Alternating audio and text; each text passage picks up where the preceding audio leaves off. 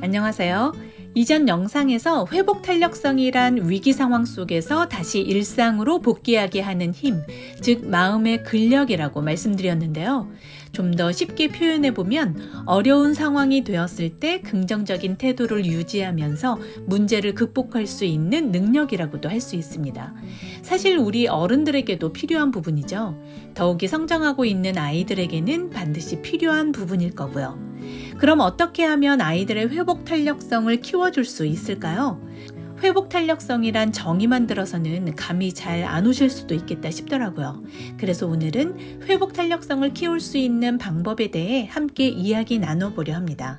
바로 시작하겠습니다. 첫 번째는 긍정적인 자기 이미지를 강화시켜주는 겁니다. 아이들이 자기 자신에 대한 긍정적인 이미지를 형성할 수 있도록 도와주셔야 한다는 건데요. 아이들의 강점과 장점을 부모가 알아봐주면서 인정해주고 어떤 성공적인 경험을 했을 땐 아낌없이 칭찬해주자는 거죠. 예를 들어서 너는 참 재능이 있어서 어떤 일이든지 잘 할 수 있어 라고 말해주는 겁니다. 너무 과한 칭찬은 독이 된다고도 하는데 아이가 자기 자신에 대한 믿음과 신뢰 그리고 긍정적인 자신감과 자존감을 형성해 나가려면 칭찬이라는 방법이 좋다고 생각합니다. 물론 적절하고 사실에 기반한 칭찬이어야겠죠. 그런 긍정적인 말과 대화를 자주 경험하게 되면 아이는 자신감과 자존감을 키울 수 있을 겁니다. 이런 자신감과 자존감은 회복 탄력성을 키우기 위한 훌륭한 밑거름이 되어주죠. 두 번째는 문제 해결 능력을 키우는 건데요. 아이들에게 문제를 해결할 수 있는 능력을 가르쳐줘야 한다는 겁니다. 문제를 분석하고 가능한 해결책을 찾는 방법을 가르쳐 주는 거죠. 어려운 상황을 직면했을 때 그 문제를 스스로 해결할 수 있는 능력은 매우 중요하기 때문인데요. 아이들의 이야기로 예를 들어볼게요. 아이들이 어렸을 때는 정말 아주 작고 사소한 실수를 하고서 엄마에게 들키면 혼날까봐 자기가 안 했다고 하거나 다른 이유를 붙여서 그 상황에서 쏙 빠져나가 보려 하잖아요. 그래서 그 실수가 본인의 것이 아니라고 하기 위해서 거짓에 거짓을 더딥히면서 어느새 눈덩이처럼 커지기도 하고요. 전 상황이 다 읽혀서 처음에 한 그 작은 실수 때문이 아니라 눈덩이처럼 커진 거짓말을 계속 이어가고 있는 아이에게 실망을 하게 되고 화도 나곤 했습니다. 그리고 엄마가 눈덩이 거짓말을 모두 알아차리고 있다는 걸 아이가 알았을 때 아이는 거짓말을 잘하는 사람이 되어버렸다는 생각에 마음이 크게 속상하게 되죠.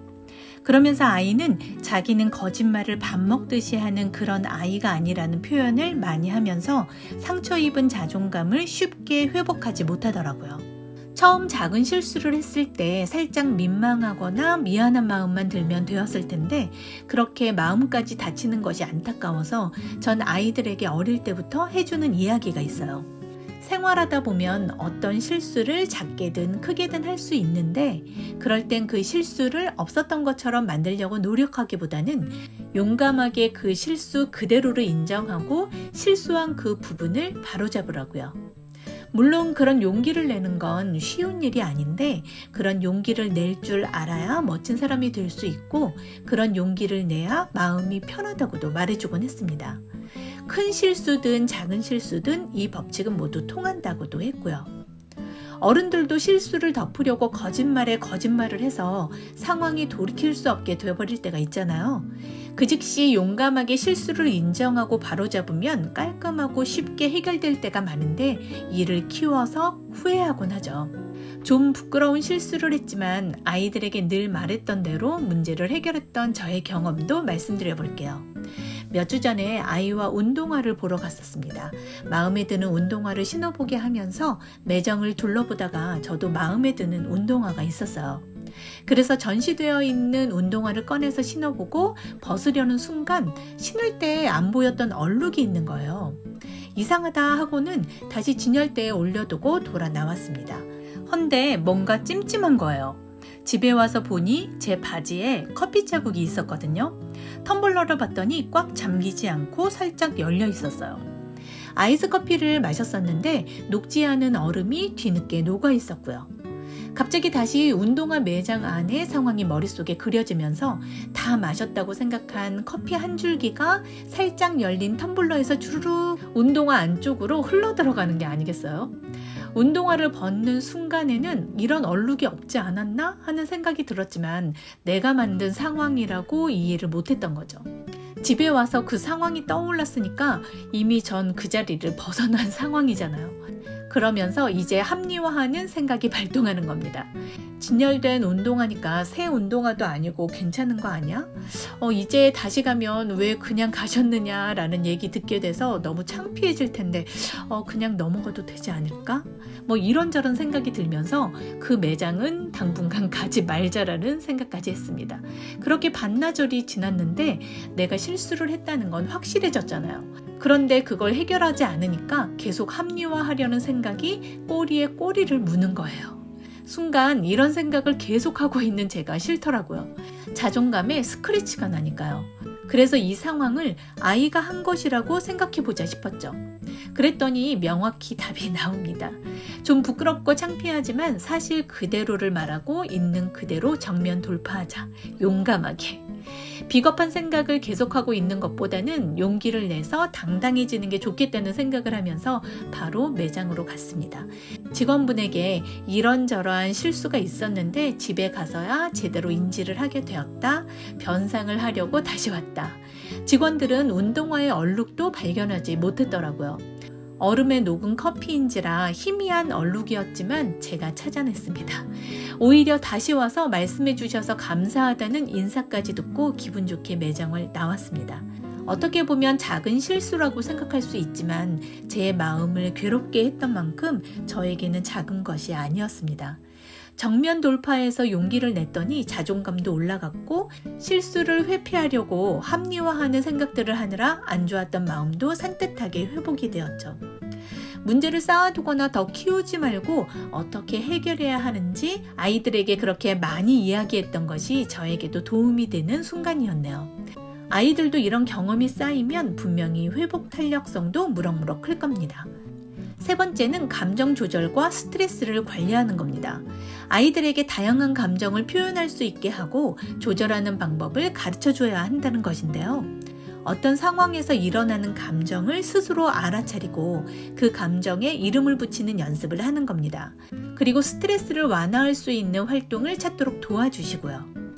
아이들이 다양한 감정의 이름을 잘 모르기 때문에 서운하거나 서글프거나 또는 약오르거나 지루할 때 모두 짜증나 라는 한마디로 표현할 때가 많거든요. 정서와 얼굴 표정 등에 대해서 연구한 미국의 심리학자 폴 에크만 박사는 감정에는 인류 보편적인 7가지 기본 감정, 분노, 경멸, 혐오, 공포, 기쁨, 흥미, 슬픔으로 분류할 수 있다고 했습니다.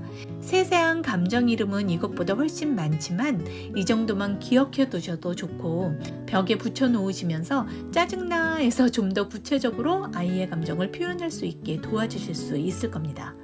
이것이 회복 탄력성을 높이는 데 어떤 역할을 하냐면요.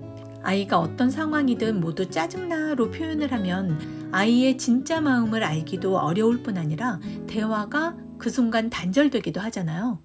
그런데 아이의 마음을 정확한 감정 이름으로 표현을 하면 그 감정에 대해서 대응할 수 있는 부분이 많아질 뿐 아니라 공감을 해주기에도 용이해서 대화를 이어가기에 좋습니다. 그렇게 되면 긍정적인 마음의 상태로 회복할 수 있는 능력을 키울 수도 있고요. 그리고 아이들마다 각자 스트레스를 풀 수 있는 도구 하나씩은 갖도록 해주시면 좋은데요. 저희 첫째는 좋아하는 책을 읽거나 캐릭터 디자인하는 것에 몰입하면서 스트레스를 풀곤 하는데 그 시간은 꼭 짬짬이 가지라고 권하고 있습니다. 자신이 스트레스가 쌓였을 때 해소할 방법을 알고 있다는 것도 중요하지만 아이가 스트레스가 많은데도 부모가 알아차리지 못하고 계속 다그치기만 할 때도 많잖아요. 아이가 스스로 스트레스를 관리할 수 있도록 어른들이 도와주고 시간도 확보해줘야 한다고 생각합니다. 네 번째 방법은 실패는 성장과 배움의 기회라는 관점을 심어주는 것입니다. 아이들에게 실패한다는 것이 부끄러운 것이 아니라 성장과 배움의 기회로 바라보도록 가르쳐 주어야 한다는 건데요. 이 부분은 바로 이전 영상에서 자전거 배울 때의 예로 설명한 내용을 참고해 주시면 좋겠습니다. 실패는 성공으로 가는 중요한 단계일 뿐 아니라 계속 노력하고 발전하는 과정에서 얻을 수 있는 귀중한 경험이라는 것을 꼭 알려주어야 할 겁니다. 그러면 실패를 경험하더라도 아이들은 그 실패를 자기 발전의 관점으로 삼아서 쉽게 긍정적인 마음으로 회복할 것이고 잠재력을 발휘할 수 있는 도전을 끊임없이 할 테니까요. 이렇게 아이들에게 회복 탄력성을 키워줄 수 있는 4가지 방법에 대해서 말씀드려봤습니다. 이런 방법들을 통해서 아이들은 어려운 상황을 만나더라도 긍정적인 태도를 유지할 수 있는 힘을 키울 수 있고 문제를 극복하는 능력도 발전시킬 수 있을 겁니다. 그리고 이런 방법들을 아이들과 함께 시도해 보면서 우리 아이들의 회복 탄력성이 성장하는 것도 지켜보고 더불어 우리 어른들의 회복 탄력성도 함께 키워보시면 서로에게 든든한 경험이 되지 않을까요? 그럼 오늘 이야기는 여기까지 하겠습니다. 들어주셔서 감사합니다.